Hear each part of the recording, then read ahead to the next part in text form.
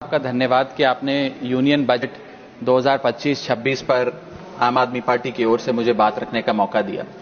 Sir, इस budget को सरकार ने मिडिल क्लास का बजट कहकर बताया और कहा कि ये मिडिल क्लास की सारी समस्याओं का हल है इस बजट में। तो सबसे पहले सर मैं मिडिल क्लास की चर्चा करना चाहूंगा, उसके बाद अपने भाषण के अन्य भागों पे जाता जाऊंगा। सर, पहली बात तो यह है कि सरकारें मिडिल क्लास को एक आत्मा रहित कंकाल समझती हैं जिसकी हड्डियों पे चढ़ के $5 ट्रिलियन इकोनॉमी बनाना चाहती हैं। सर, इस देश का मिडिल क्लास कमर तोड़ मेहनत करता है, लेकिन इस मेहनत के बावजूद मिडिल क्लास गरीब हो रहा है, अमीर नहीं हो रहा। गरीबों के लिए तो अक्सर सब्सिडीज और स्कीम्स लाई जाती हैं जो कि लानी भी चाहिए। अमीरों के लिए production linked incentives, rebate, tax incentives, न जाने क्या क्या लाया जाता है, लेकिन इस देश के मिडिल क्लास को कुछ हासिल नहीं होता। ऐसा लगता है कि सरकारें समझती हैं कि देश के मिडिल क्लास के ना सपने हैं ना अरमान है, लेकिन वो सोने का अंडा देने वाली वो मुर्गी है जिसकी गर्दन जब चाहे मरोड़ के टैक्स वसूल लिया जाए। इसी के चलते सर मैं कहना चाहता हूं कि इस देश में मांग यानी कि डिमांड इसलिए गिर रही है क्योंकि इस देश का मिडिल क्लास सिकुड़ रहा है।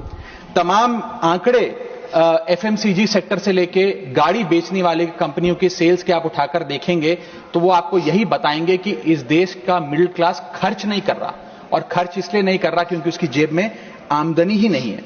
मिडिल क्लास खाली सेंसस के लिए नहीं है सर, उसके भी अपने अरमान हैं, उसके अपने सपने हैं। 1989 में यूनाइटेड स्टेट्स ऑफ अमेरिका में एक पिक्चर बनी थी जिसका नाम था Honey I shrunk the kids. मुझे लगता है भारत देश में वर्ष 2025 में पिक्चर बननी चाहिए, honey I shrunk India's middle class. Sir, मैं आपको साफ तौर पे बताना चाहता हूं कि मिडिल क्लास टैक्स उससे वसूला जाता है जैसे उससे किसी अधिकार से हम टैक्स ले रहे हैं और सुविधा उसको एहसान मुताबिक दी जाती है। सर, नेस्ले इंडिया के अभी आंकड़े आए जो इस देश की सबसे बड़ी एफएमसीजी कंपनियों में आता है। उस आंकड़ों में यह पता लगा कि 8 वित्तीय वर्षों में इस वर्ष सबसे कम ग्रोथ उन्होंने दर्ज कराई। और जब नेस्ले इंडिया के चेयरमैन से यह बात पूछी गई कि क्यों आप अपनी लोएस्ट ग्रोथ पर आ गए, तो नेस्ले इंडिया के चेयरमैन ने कहा कि भारत का मिडिल क्लास खरीद नहीं रहा, भारत का मिडिल क्लास सिकुड़ रहा है। मैं महंगी गाड़ी और महंगे मकानों की बात नहीं कर रहा सर, लेकिन सस्ती गाड़ी और सस्ते मकान जो मिडिल क्लास खरीदता है उनकी डिमांड घटती जा रही है, उसकी प्रोडक्शन घटती जा रही है, जिसका सीधा इंपैक्ट हमारी इकोनॉमी पर है। काफी चर्चा हुई सर सरकार द्वारा कि हम मिडिल क्लास के लिए 12 लाख की टैक्स रियायत लेकर आए। मैं सर बतौर चार्टर्ड अकाउंटेंट ये बताना चाहता हूं कि ना ही ये टैक्स एग्जेम्पशन है, ना ही ये टैक्स डिडक्शन है, ये एकमात्र टैक्स रिबेट है। इस रिबेट का स्वागत हम सब करते हैं, हम सबको खुशी हुई, लेकिन मैं आपको इन तीनों में फर्क बताना चाहता हूं और ये दिखाना चाहता हूं कि कैसे चोर दरवाजे से इंडियन मिडिल क्लास से अभी भी इनकम टैक्स वसूला जा रहा है। पहली चीज सर, ये इनकम टैक्स एग्जेम्पशन नहीं है। एग्जेम्पशन होता है जैसे एक सोर्स ऑफ इनकम पर इनकम टैक्स लगे ही ना, जैसे कि इस देश में एग्रीकल्चरल इनकम, खेती बाड़ी से जो कमाई होती है उस पर कोई इनकम टैक्स नहीं लगता। ये वो नहीं है। ये टैक्स डिडक्शन भी नहीं है। टैक्स डिडक्शन होता है कि फर्ज करिए आपने साल में 15 लाख रुपए कमाए, इनकम टैक्स डिडक्शन आपको 12 लाख रुपए की मिली, तो 15 घटा 12 3 लाख पर आपको इनकम टैक्स देना पड़ेगा। ये टैक्स डिडक्शन भी नहीं है, ये टैक्स रिबेट है। यानी कि 12 लाख तक अगर आपने पैसा कमाया साल में तो आपको इनकम टैक्स नहीं देना, लेकिन जैसे ही 12 लाख से ज्यादा, फर्ज करिए आपने 12 लाख 1,000 रुपए कमाया, तो पूरे 12 लाख 1,000 पे आपके स्लैब अनुसार आपसे इनकम टैक्स वसूला जाएगा। और दूसरी चीज, कैपिटल गेन्स पे, यानी कि अगर आप अपने कोई मकान बेचते हैं, सोना बेचते हैं, इक्विटीज बेचते हैं, शेयर्स बेचते हैं, उस पर जो कैपिटल गेन पे, मुनाफे पे लगता है टैक्स, वो इस 12 लाख की सीमा में नहीं आएगा, उस पर आपको अतिरिक्त टैक्स देना पड़ेगा। सर, लेकिन इस 12 लाख की रियायत से कितने लोगों को भारत देश में फायदा हुआ, यह भी समझने की आवश्यकता है। हम 140 करोड़ की आबादी वाले देश में रहते हैं, जिसमें मात्र 8 करोड़ लोग इनकम टैक्स की रिटर्न भरते हैं, और इन 8 करोड़ लोगों में से मात्र 3 करोड़ लोग इनकम टैक्स भी भरते हैं। यानी कि 8 करोड़ लोग इनकम टैक्स की रिटर्न भरते हैं, 5 करोड़ लोग जीरो इनकम दिखा के अपनी इनकम टैक्स की रिटर्न भरते हैं, जीरो टैक्सेबल इनकम, और उनसे कोई इनकम टैक्स नहीं वसूलती। लेकिन जो बाकी 3 करोड़ बचे मात्र वो ही इनकम टैक्स भरते हैं। तो किन लोगों का फायदा हो रहा है, यह भी समझने की आवश्यकता है। और इसका मुकाबला आप करिए सर, सीएमआई का डेटा बताता है कि इस देश में कंजम्पशन के आधार पे 43 करोड़ इंडियंस, 43 करोड़ भारतीय भारत की मिडिल क्लास में आते हैं। 43 करोड़ में से मात्र 2 से 3 करोड़ लोगों को ही इसका फायदा होने जा रहा है। उसका हम स्वागत करते हैं, लेकिन बाकियों के लिए क्या? वित्त मंत्री जी ने यह फैसला जब सुनाया तो कहा कि इससे भारत की कंजम्पशन बढ़ेगी, खपत बढ़ेगी और इकोनॉमी का चक्का, इकोनॉमी का पहिया चलने लग जाएगा। मैं आपको बताना चाहता हूं और इस सदन में भविष्यवाणी करता हूं सर कि इस टैक्स रियायत से इस देश की कंजम्पशन नहीं बढ़ने वाली। अगर आप वास्तव में इस देश की खपत यानी कि कंजम्पशन बढ़ाना चाहते हैं तो आपको इनकम टैक्स के साथ साथ जीएसटी नाम का टैक्स कम करना पड़ेगा, क्योंकि जीएसटी वो टैक्स है जो इस देश का अमीर से अमीर आदमी और गरीब से गरीब आदमी भी देता है। जब गरीब आदमी अपने घर में चूल्हा जलाने के लिए माचिस खरीदता है तो उस पर भी जीएसटी देता है, और अमीर आदमी जब सफर करने के लिए मर्सिडीज और बीएमडब्ल्यू खरीदता है उस पर भी जीएसटी देता है। जीएसटी वो लोग भी देते हैं जो इनकम टैक्स नहीं भरते, जीएसटी वो लोग भी देते हैं जिनको सरकार उन 80 करोड़ भारतीयों को जिनको फ्री राशन देती है, जीएसटी उनसे भी वसूला जाता है। तो सही मायने में अगर आप भारत में खपत यानी कि कंजम्पशन को बढ़ाना चाहते हैं, इकोनॉमी रिवाइव करना चाहते हैं, तो आपको जीएसटी कम करना पड़ेगा और जीएसटी स्ट्रीमलाइन करना पड़ेगा। सर, मिडिल क्लास इस देश का सबसे देशभक्त क्लास है जो सबसे ज्यादा टैक्स देता है। और सर, जब नौकरी से लौटता हुआ साधारण पैंट शर्ट पहने मिडिल क्लास का आदमी मेट्रो की लाइन में खड़ा होता है तो उसे यह चिंता नहीं होती कि घर जाकर कौन सी पिक्चर देखूंगा या कौन सा पकवान खाऊंगा। उसे यह चिंता होती है कि मैं अगले हफ्ते अपने बच्चों की फीस कैसे भरूंगा, बाबूजी का ऑपरेशन कैसे कराऊंगा, या बड़े साल नौकरी कर ली, अब एक स्कूटी खरीद लेता हूं, लेकिन जब बाजार जाता है तो पता लगता है वो स्कूटी जो 4 लाख की जो 40,000 की मिलती थी वो अब 1 लाख रुपए की मिलने लगी, या वो ऑल्टो गाड़ी जो 3-3.5 लाख की मिलती थी अब 10 लाख रुपए की मिलने लगी। ये सच्चाई है सर, और इसलिए है क्योंकि सर सैलरी बढ़ती नहीं, बचत होती नहीं, सिर्फ और सिर्फ महंगाई बढ़ती है। और सर, मैं ये भी आपको बताना चाहूंगा, रिपोर्ट्स बताती है, इकोनॉमिक सर्वे ऑफ इंडिया बताता है कि सैलरी औसतन मात्र 3% बढ़ी है पिछले वित्तीय वर्ष में, जबकि food inflation 10%, health care inflation 15% और कंज्यूमर प्राइस इन्फ्लेशन और न जाने कितनी इन्फ्लेशन तो इनसे कहीं ज्यादा ऊपर आंकड़ों पर आज मंडरा रही है, लेकिन उसके मुकाबले सैलरी मात्र 3% बढ़ी है। सर, देश का मिडिल क्लास एक बहुत बड़े डेट ट्रैप में भी फंसने जा रहा है। मैं ये भी भविष्यवाणी आज करना चाहूंगा, क्योंकि भारत का household debt to GDP ratio आज 40% पे खड़ा हो गया। सरल भाषा में बताऊं तो भारत के मिडिल क्लास परिवार आज रोजमर्रा के जीवन के लिए, अपने डेली एक्सपेंसेस के लिए लोन लेने पर मजबूर हो गए हैं, चाहे वो पर्सनल लोन हो, चाहे वो क्रेडिट कार्ड के जरिए हो, या चाहे वो अन्य प्रकार से फाइनेंशियल इंस्टीट्यूशन से ब्याज पर पैसा लेना हो। यानी कि जो सैलरी 1 तारीख को आती है वो पहले ही आपके रोजमर्रा के जीवन में जो आपने खर्चा करने के लिए ब्याज पर पैसा लिया हुआ है उसके भुगतान में लग जाती है, और इंडिया का मिडिल क्लास एक डेट ट्रैप में फंसता जा रहा है। ये लोन कोई मकान बनाने के लिए या दफ्तर खरीदने के लिए या एसेट क्रिएशन के लिए नहीं है, ये day to day expenses meet करने के लिए, जो भारत के मिडिल क्लास को एक डेट ट्रैप में खड़ा करता जा रहा है। सर, सैलरी तो 7 तारीख को आती है महीने की, लेकिन 1 तारीख को मकान मालिक आ जाता है दरवाजे पे दरवाजा खटखटाने की किराया दो, और सारी उम्र काम करने के बाद एक मिडिल क्लास का आदमी सोचता है कि अंत में रिटायरमेंट के समय एक छोटा सा अपना मकान, जमीन खरीद के मकान बनाऊंगा। जमीन खरीद के मकान बनाना तो छोड़िए सर, आज रियल एस्टेट के प्राइसेस आपकी अर्निंग्स, मिडिल क्लास की अर्निंग्स के मुकाबले इतने ज्यादा हैं कि रिटायरमेंट 2-3 जन्म काम करने के बाद, रिटायरमेंट लेने के बाद भी शायद वो 2 BHK अपार्टमेंट भी नहीं खरीद पाएगा। इसीलिए मिडिल क्लास आज सरकार को वो गाना सुनाना चाहता है कि सारी उम्र हम मर मर के जी लिए, एक पल तो अब हमें जीने दो।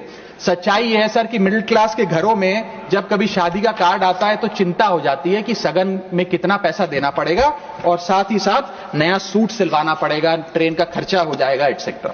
सर, मिडिल क्लास के साथ साथ मैं दूसरा बड़ा मुद्दा जो आज इस वक्तव्य में आपके सामने पेश करना चाहूंगा सर, वो है रेलवे का। सर, रेलवे का एक अतिरिक्त बजट आया करता था जिसकी प्रथा बंद हो गई। आप इस भारतीय रेल की महत्व इसी चीज से समझ सकते हैं कि उसके लिए एक अतिरिक्त बजट सदन में पेश किया जाता था। क्योंकि अब रेल बजट पेश नहीं होता तो उस पर व्यापक चर्चा भी नहीं होती। लेकिन इस वक्तव्य के माध्यम से मैं रेल बजट से संबंधी कुछ चीजें आपके सामने अवश्य रखना चाहूंगा। इस यूनियन बजट 2025-26 में माननीय वित्त मंत्री जी ने 2,55,000 करोड़ की फाइनेंशियल एलोकेशन रेलवेज की कैपेक्स के लिए मांगी है।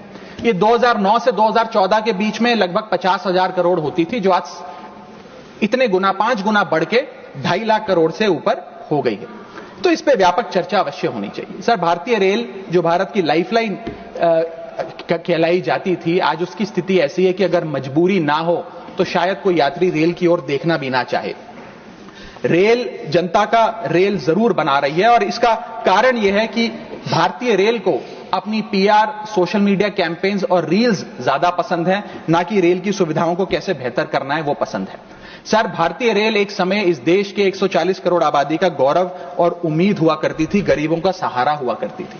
लेकिन आज मैं बताना चाहता हूं कि भारतीय रेल की वो स्थिति है जो शायद ही पूरे सब कॉन्टिनेंट के तमाम रेलवे से अगर आप कंपेयर करें तो बद से बदतर होती जा रही है। सर, जितनी आबादी ऑस्ट्रेलिया की है, स्विट्जरलैंड की है, डेनमार्क की है, स्वीडन की और अन्य देशों की है, उससे ज्यादा लोग भारतीय रेल में रोज सफर करते हैं। सर, इतना महत्व है भारत की रेलवे का। लेकिन कई बड़ी चिंताएं आज भारत के एक आम रेल यात्री को सता रही हैं, जो मैं चाहूंगा इस बजटरी एलोकेशन के माध्यम से वित्त मंत्री जी और रेल मंत्री जी इसे एड्रेस करें।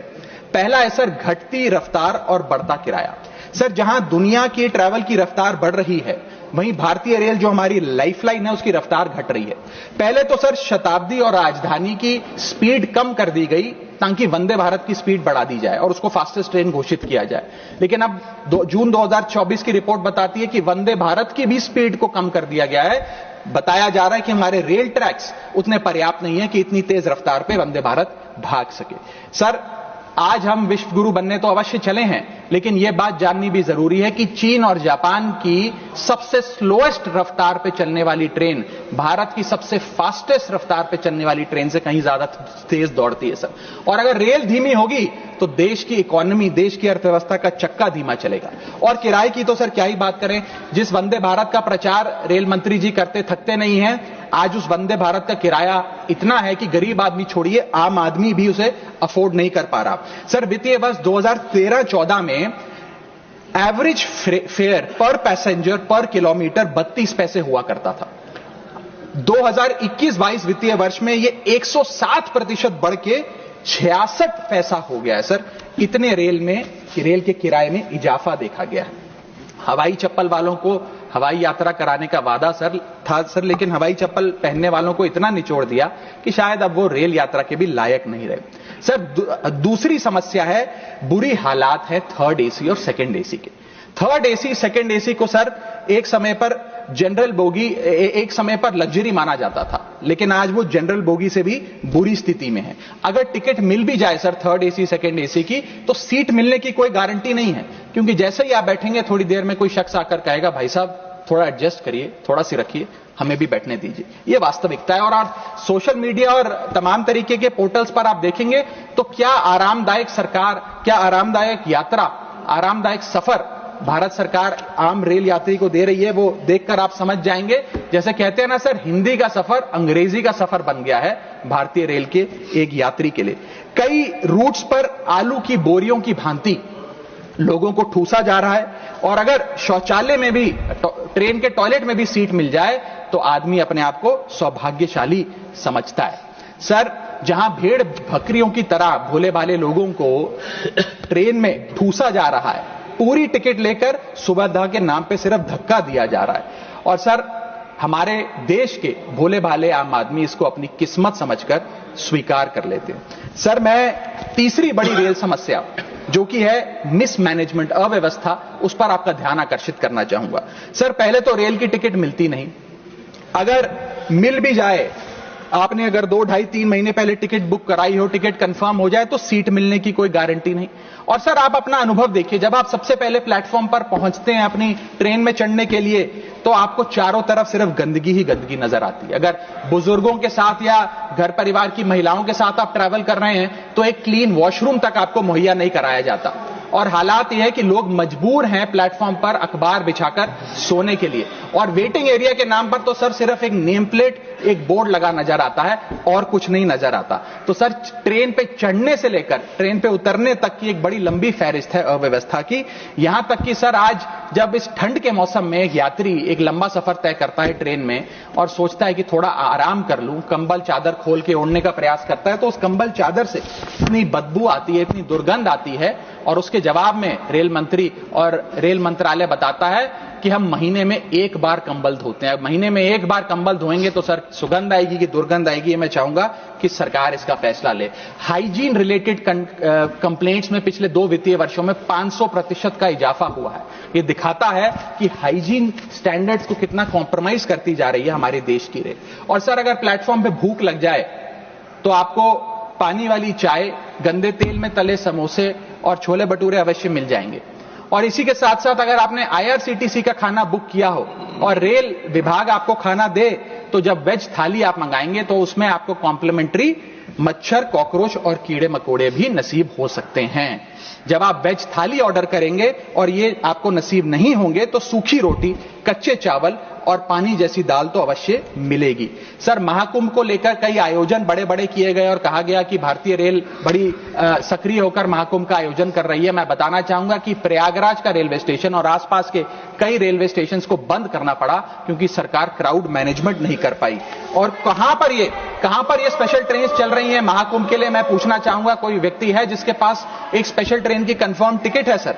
और सर मैं चौथी बड़ी चीज जिस पर आपका ध्यान आकर्षित करना चाहूंगा वो है आम आदमी से लूट। सर पहले तो IRCTC की वेबसाइट का इंटरफेस कुछ इस प्रकार है कि आप टिकट बुक नहीं कर पाएंगे। जब बुक करने के लिए थर्ड पार्टी एप्स पे जाएंगे तो वो आपसे मोटा कमीशन लेंगी। अब खुदा ना खास्ता आपकी यात्रा कैंसिल हो जाए तो मोटा कैंसिलेशन चार्ज भी आपसे वसूला जाएगा। और प्लेटफॉर्म टिकट की तो क्या बात करें सर, आपके सगे संबंधी अगर आपको प्लेटफॉर्म पर छोड़ने आए तो कितना प्लेटफॉर्म पे खर्चा होता है, कितनी प्लेटफॉर्म टिकट किस रेट पर वसूली जाती है वो आपको पता है सर। और हालात ऐसे हैं कि वहां पर बिस्लरी का पानी आप प्लेटफॉर्म पर खरीदिए तो बिलसेरी का नकली पानी आपको दिया जाता है। ऐसे ऐसे ब्रांड्स के चिप्स, चॉकलेट्स, बिस्किट्स और पानी दिया जाता है जिन ब्रांड्स का आपने कभी नाम नहीं सुना। सर 5वीं समस्या है ज्यादा से ज्यादा नॉर्मल ट्रेन चलाने की आवश्यकता। सर बुलेट ट्रेन और वंदे भारत से ज्यादा किफायती यात्रा नॉर्मल ट्रेन में हो जाए तो देश का आम आदमी खुश हो जाएगा। आज इस भीषण महंगाई और भयंकर बेरोजगारी का आलम कुछ इस प्रकार है कि लोगों के पास समय ही समय है लेकिन पैसा नहीं है। भले ही आप आधा एक घंटा रफ्तार धीमी कर दें लेकिन 2000 रुपए में मिलने वाली टिकट को ट्रेन की 500-600 रुपए कर दें तो आम आदमी का बहुत भला हो जाएगा। सर इसी के साथ साथ मैं बुजुर्गों की बंद हुई सब्सिडी पर भी आपका ध्यान आकर्षित करना चाहूंगा।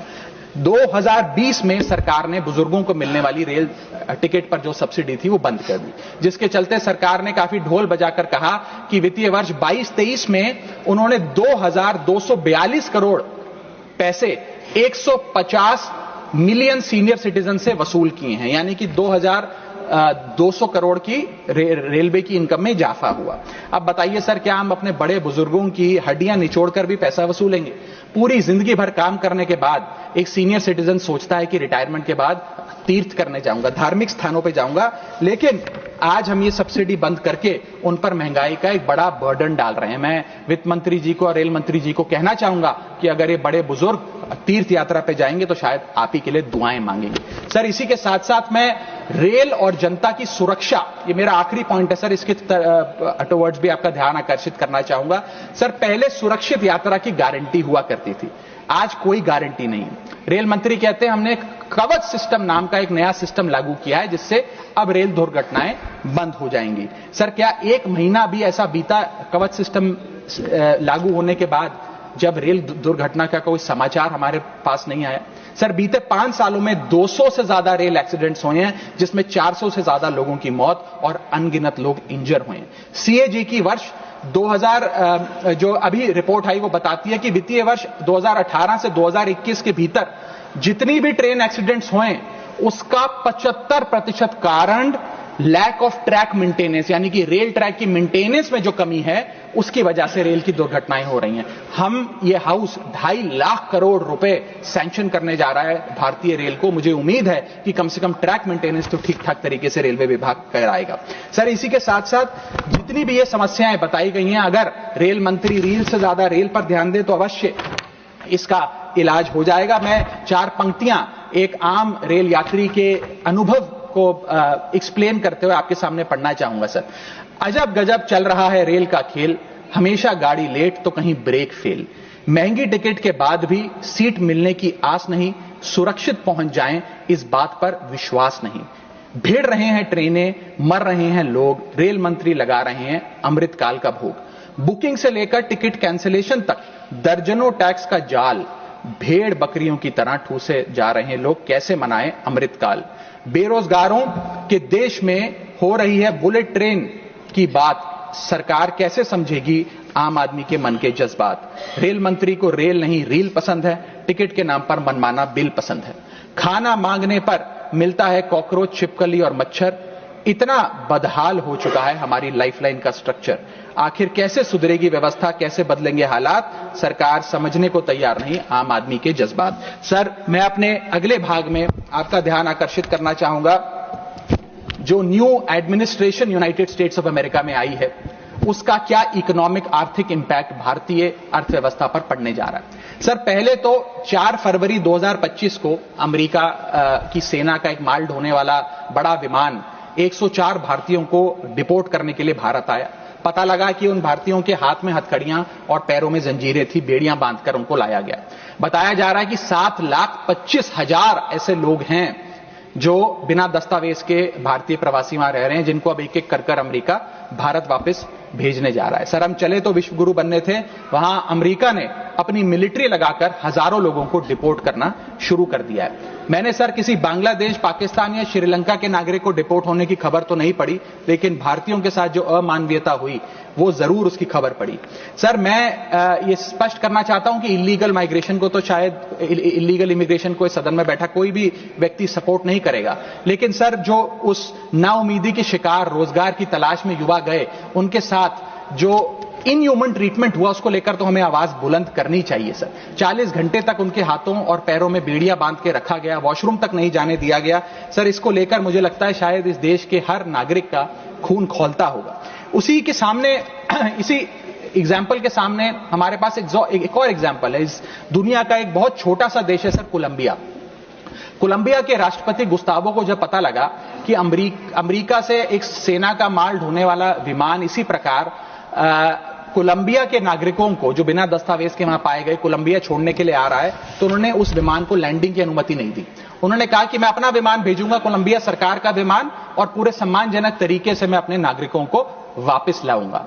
सर, वास्तव में कोलंबिया जो डटकर अमेरिका के सामने खड़ा हो गया, वो असल विश्व गुरु बना इस महीने में तो। और मैं मिनिस्टर ऑफ एक्सटर्नल अफेयर्स से भी पूछना चाहूंगा सर कि वो खुद क्यों नहीं गए इन नागरिकों को, हमारे भाइयों बहनों को रिसीव करने, क्यों हमने जहाज नहीं भेजा, अपना भारतीय वायुसेना का जहाज उनको वापस लाने के लिए। और जब हमारे पास पहले से ही सूची थी कि इन 104 भारतीयों को डिपोर्ट किया जा रहा है, तो हमने इसके खिलाफ प्रोटेस्ट क्यों नहीं किया? क्या अमेरिकी दूतावास से किसी को बुलाया, किसी से चर्चा करी, अपना विरोध दर्ज कराया? और अंत में सर, गुजरात, उत्तर प्रदेश, महाराष्ट्र, पंजाब और हरियाणा, इन तमाम राज्यों के ये लोग थे जो आए, लेकिन प्लेन को न जाने किस कारणवश अमृतसर में उतारा गया। मैं चाहूंगा इस विषय पर भी, इस स्ट्रैटेजिक डिसीजन पर भी माननीय विदेश मंत्री जी ध्यान आकर्षित करें सदन का। सर, क्या आपने कभी सुना है कि स्विट्जरलैंड का कोई नागरिक, डेनमार्क का कोई नागरिक, ब्रिटेन का कोई नागरिक, नीदरलैंड का कोई नागरिक डंकी रूट के माध्यम से अमेरिका गया हो नौकरी की तलाश में? नहीं सुना होगा सर।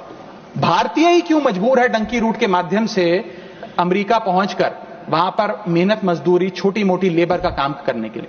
वो इसलिए सर क्योंकि इस देश में तमाम सरकारों ने हमारे देश के युवा को बेरोजगार रखा। वादा तो था सर 2 करोड़ नौकरियां देने का, लेकिन वो 2 करोड़ नौकरियां दे नहीं पाई सरकार। शायद लैक ऑफ अपॉर्चुनिटीज और अनएम्प्लॉयमेंट के चलते लोग अमेरिका जाने को मजबूर हो गए। मैं बताना चाहूंगा सर, आप इसको इस परिप्रेक्ष्य में भी देखने की कोशिश करें कि अमेरिका के सबसे पिछड़े राज्यों में एक राज्य है मिसिसिपी जो आता है। मिसिसिपी राज्य में अमेरिका की सबसे लोएस्ट पर कैपिटा इनकम है। मिसिसिपी की भी लोएस्ट पर कैपिटा इनकम $48,000 प्रति वर्ष है।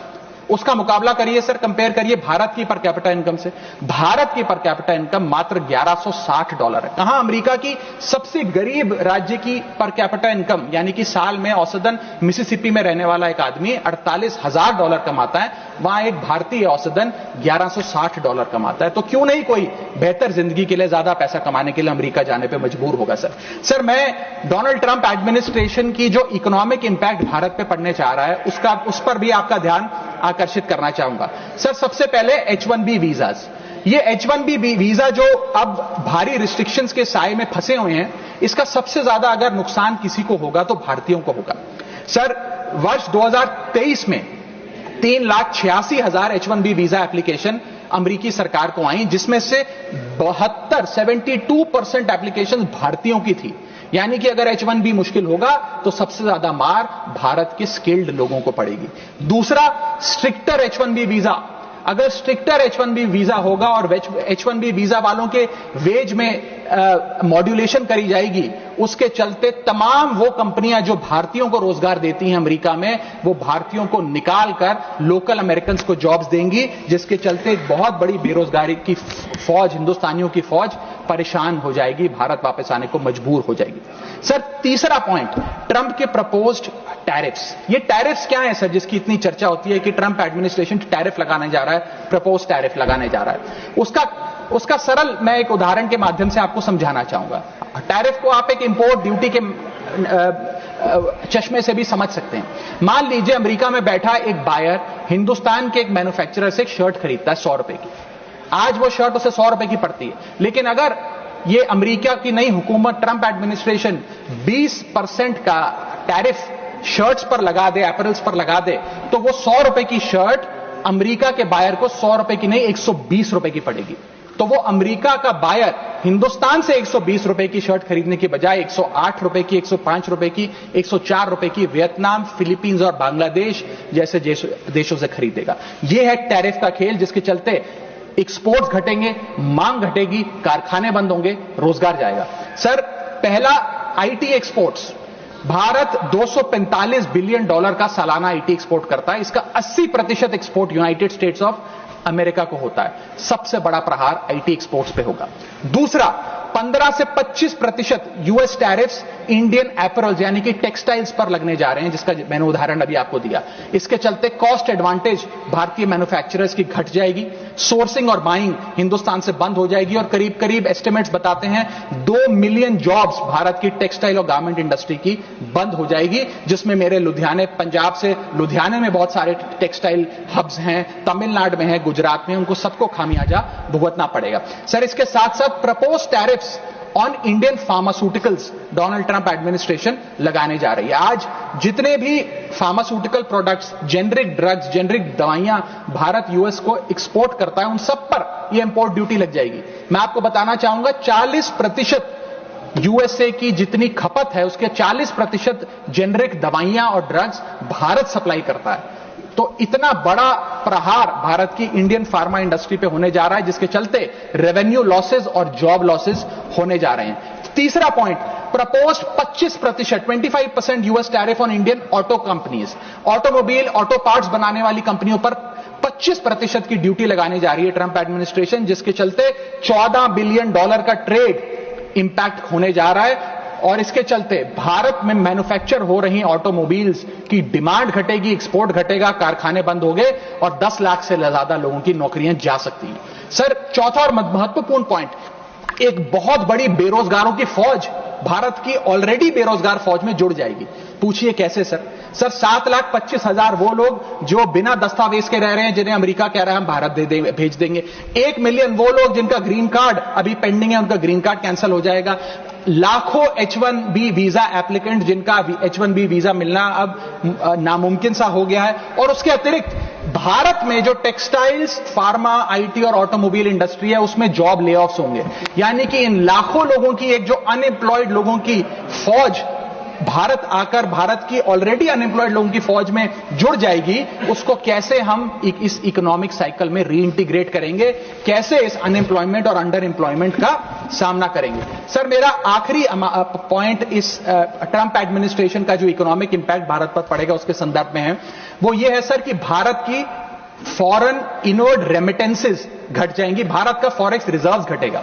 सर, वर्ष 2024 में डॉक्यूमेंटेड एंड अनडॉक्यूमेंटेड प्रवासी भारतीय जो यूएस में रहते हैं, उन्होंने कुल मिलाकर $111 बिलियन भारत भेजे। यानी कि वहां पर जो आदमी रहता है वो कमाई करता है, वो पैसा हिंदुस्तान भेजता है ताकि हिंदुस्तान में जो उसका परिवार, बूढ़े मां बाप, बीवी बच्चे, भाई बहन हैं, वो सम्मानजनक जीवन जी सकें। जब उनकी नौकरियां ही नहीं रहेंगी, जब वो पैसा ही नहीं कमाएंगे, तो वो क्या पैसा भेजेंगे? जब वो पैसा नहीं भेजेंगे तो भारत के फॉरेक्स रिजर्व्स घटेंगे, और फॉरेक्स रिजर्व्स घटने की वजह से रुपया और कमजोर होगा और डॉलर और मजबूत होगा। सर, भारत की कॉर्पोरेट टैक्स कलेक्शंस में 3 से 4 हजार करोड़ का नुकसान होने जा रहा है इस ट्रंप एडमिनिस्ट्रेशन के प्रपोज टैरिफ्स की वजह से, और इन्फोसिस, टीसीएस जैसी बड़ी बड़ी कंपनियां अब 80 से 90% अमरीकी लोगों को नौकरियां देंगी। भारतीय जो H-1B वीजा पे वहां काम कर रहे हैं उनको निकालने का काम शुरू होने जा रहा है। सर, जो अमेरिका कहता है वो भारत हमेशा से करता है, एक वफादार दोस्त की तरह। अमेरिका कहता है ईरान से कम तेल खरीदो, हम कम तेल खरीदते हैं। अमेरिका कहता है मुझसे वेपन्स खरीदो, हम डिफेंस हेलीकॉप्टर्स उनसे खरीदते हैं। अमेरिका कहता है फलाना फलाने देश पे मैंने सैंक्शन लगा दिया, इस पे रिस्ट्रिक्शंस लगा दी, इससे आप अपना व्यापार बंद कर दो, हम व्यापार बंद कर देते हैं। अमेरिका कहता है रशिया से डिफेंस एयर सिस्टम ना खरीदो, हम उसे निलंबित कर देते हैं। लेकिन उसकी इन सारी चीजों को मानने और एक वफादार दोस्त होने के नाते हमने ये चीजें मानी भी, उसके बदले भारत को मिलता क्या है सर? और सर, सबसे जरूरी बात, भारत में एक बहुत बड़े वर्ग ने और खास तौर पे भारतीय जनता पार्टी के समर्थकों ने सोशल मीडिया पर कैंपेन चलाया ट्रंप को जिताने के लिए कि ट्रंप चुनाव जीत जाए। न जाने कितने ट्वीट, फेसबुक, इंस्टाग्राम, यूट्यूब पे वीडियो बना बनाकर डाले कि ट्रंप जीत जाए। यहां तक कि कुछ लोगों ने तो हवन और अनुष्ठान भी किए कि डोनाल्ड ट्रंप अमेरिका के राष्ट्रपति फिर से बन जाए। लेकिन उसके बदले हमें हासिल क्या हुआ? पहला झटका जो ट्रंप एडमिनिस्ट्रेशन ने दिया सर, वो भारत को दिया। सर, इन 104 भारतीय जो वापस आए हैं, जिनकी हाथों में जंजीरें और पैरों में बेड़ियां थी, उनके लिए भी सर 4 पंक्तियां लाया हूं, गौर फरमाइएगा। सपना था कि अमेरिका जाकर कुछ कमाएंगे, ये नहीं पता था कि ऐसे बांधकर वापस लाए जाएंगे। हाथों में हथकड़ी, पैरों में बंधी रही बेड़ियां, दर्द से टूटती और चटकती रही एड़ियां, कस के बांधा जंजीरों से जैसे कोई सामान, टपकते आंसू सुनाते हैं क्रूरता की दास्तां। सपने में भी नहीं सोचा था कि ऐसा मंजर, मगर अपनों ने ही खोप दिया पीठ में खंजर।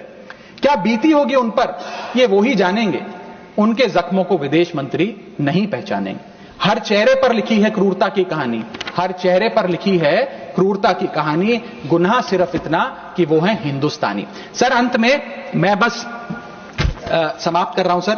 मैं आपका ध्यान आकर्षित करना चाहूंगा devaluation of the Indian rupee पर, कि गिरता हुआ रुपया। सर, रुपये आज ऑल टाइम लो पर है। जब मई 2014 में ये सरकार बनी थी तब $1 58 के आसपास मंडराता था। आज $1 87 रुपीज के आसपास मंडरा रहा है, which is an all time low. Sir, रुपया कोई कागज की एक टुकड़ा, कोई पीस ऑफ पेपर नहीं है। रुपया कोई करेंसी भी नहीं है। रुपया हमारी देश की प्रतिष्ठा है। करेंसी गिरती है तो देश की प्रतिष्ठा गिरती है। तमाम देश एक दूसरे देश को कितना सम्मान देना है, ये इस बात से भी तय करते हैं कि उसकी करेंसी की कितनी वैल्यू है। और अगर हमारी इंटरनेशनल पहचान कमजोर होती है तो हमारी अर्थव्यवस्था भी कमजोर होगी। सर, इसके साथ साथ जैसे जैसे रुपया गिरता है, हमारे देश में इन्फ्लेशन वैसे वैसे बढ़ती है।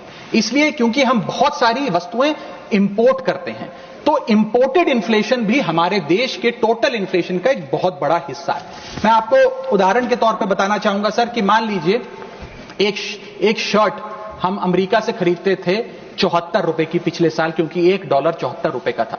आज वही शर्ट खरीदने के लिए हमें 86-87 रुपए देने पड़ेंगे। यानी कि भारत के लिए वो कॉस्ट पड़ेगी, भारत के बायर के लिए कॉस्ट पड़ेगी, और इन टर्न वो ज्यादा कॉस्ट आम आदमी को पास ऑन करी जाएगी। सर 5 प्रकार की इन्फ्लेशन बढ़ रही है क्योंकि डॉलर बढ़ रहा है और रुपया गिरता जा रहा है, रुपये न्यूनतम स्तर पे आके खड़ा हुआ है। पहला है food inflation. Sir Bharat edible oils और पल्सेस बड़ी मात्रा में इंपोर्ट करता है। भारत की खपत का 56% एडिबल ऑयल हम इंपोर्ट करते हैं और भारत की पल्सेस की कंजम्पशन का 15% क्वांटिटी हम इंपोर्ट करते हैं। जब इतनी बड़ी क्वांटिटी में हम ये चीजें इंपोर्ट करते हैं तो अगर रुपया गिरेगा, डॉलर कमजोर होगा तो हमारा फूड इन्फ्लेशन बढ़ेगा। दूसरा इन्फ्लेशन जो बढ़ेगा वो है एनर्जी इन्फ्लेशन। सर हम अपने क्रूड ऑयल यानी कि पेट्रोल, डीजल और जेट फ्यूल्स जिसे मैं कहूं उनको इंपोर्ट करते हैं। 85% भारत की जितनी खपत है उसका हम क्रूड ऑयल इंपोर्ट करते हैं अन्य देशों से। उसके अतिरिक्त कोल और नेचुरल गैस भी इंपोर्ट करते हैं। जब रुपया गिरेगा तो ये एनर्जी बास्केट की जो वस्तुएं हैं इनका दाम भी बढ़ेगा और ये और महंगी होती जाएंगी। और जब पेट्रोल डीजल के दाम बढ़ेंगे तो हर चीज पर इंपैक्ट आएगा, चाहे वो रोटी, कपड़ा, मकान, सब्जियां, फल और दूध ही क्यों ना हो। और इसी के चलते जब क्रूड ऑयल अंतर्राष्ट्रीय बाजार में घटता भी है हम उसका लाभ अपने नागरिकों को नहीं दे पाते क्योंकि भारत सरकार की तो जेब ढीली ही होती रहती है क्योंकि रुपया गिर रहा है, ज्यादा रुपया हमें देना पड़ता है डॉलर खरीदने के लिए। सर तीसरा इन्फ्लेशन जो डीवैल्यूएशन ऑफ इंडियन रुपी के चलते होगा वो है health care inflation. Bulk drugs, medical equipments और हेल्थ केयर कंज्यूमेबल्स बड़ी तादाद में अन्य देशों से भारत खरीदता है जिसके सारे कॉन्ट्रैक्ट्स डॉलर में सेटल किए जाते हैं। इसके चलते रुपए गिरने की वजह से हेल्थ केयर के आइटम्स भी महंगे होते जाएंगे। चौथा इन्फ्लेशन है सर एजुकेशन इन्फ्लेशन। लाखों लोग, भारत के लाखों बच्चे विदेश में पढ़ाई करते हैं। मां बाप कमाते तो रुपए में हैं लेकिन ट्यूशन फी, अकोमोडेशन फी, लिविंग एक्सपेंसेस ये तमाम चीजें डॉलर में खर्च करने पे मजबूर होते हैं। इसीलिए सबसे ज्यादा अगर किसी को हिट करेगा ये डीवैल्यूएशन ऑफ द इंडियन रुपी तो उन लोगों को करेगा जो विदेश में पढ़ रहे हैं। सर आज से 4 साल पहले एक संपन्न परिवार अगर अपने बच्चे को यूनाइटेड स्टेट्स ऑफ अमेरिका में 4 साल का अंडर ग्रेजुएशन कोर्स कराने के लिए भेजता था तो करीब करीब 1 करोड़ रुपए का खर्चा आता था। आज क्योंकि डॉलर इतना मजबूत और रुपया इतना कमजोर हो गया है ये अमाउंट बढ़ के 2 से 2.5 करोड़ रुपए हो गया है। सर इसी के साथ साथ मैं बताना चाहूंगा कि 5वीं बड़ी इन्फ्लेशन जो इस देश में होने जा रही है गिरते हुए रुपए के चलते वो है electronics inflation. Sir major electronic components Bharat import करता है। सर समाप्त कर रहा हूं, भारत इंपोर्ट करता है। इन सारे इलेक्ट्रॉनिक आइटम्स की सेटलमेंट यूएसडी में होती है। जब रुपया गिरता है ये सारे पदार्थ भारत में महंगे मिलेंगे यानी कि महंगा लैपटॉप, महंगा फोन, महंगा टैबलेट, महंगा आईपैड और इलेक्ट्रॉनिक मैन्युफैक्चरिंग यूनिट जो इलेक्ट्रॉनिक कंपोनेंट्स इंपोर्ट करते हैं इनपुट के लिए वो भी महंगा होता जाएगा। सर अंत में मैं बस एसबीआई की एक रिपोर्ट कोट करना चाहूंगा जो बताती है कि अगर रुपया 5% गिरता है तो भारत में इन्फ्लेशन 0.5% बढ़ती है। Direct correlation between decline of the Indian rupee and increase in the inflation. अंत में बस इतना कहूंगा सर कई बार राजनीतिक बयान आते हैं जब रुपया गिरता है। एक मंत्री हैं एक मंत्री, बस समाप्त सर 30 सेकंड्स, एक मंत्री रहे वाजपेयी सरकार में भी, इस सरकार में भी रहे, अब तो नहीं है खैर, लोकसभा में एमपी हैं।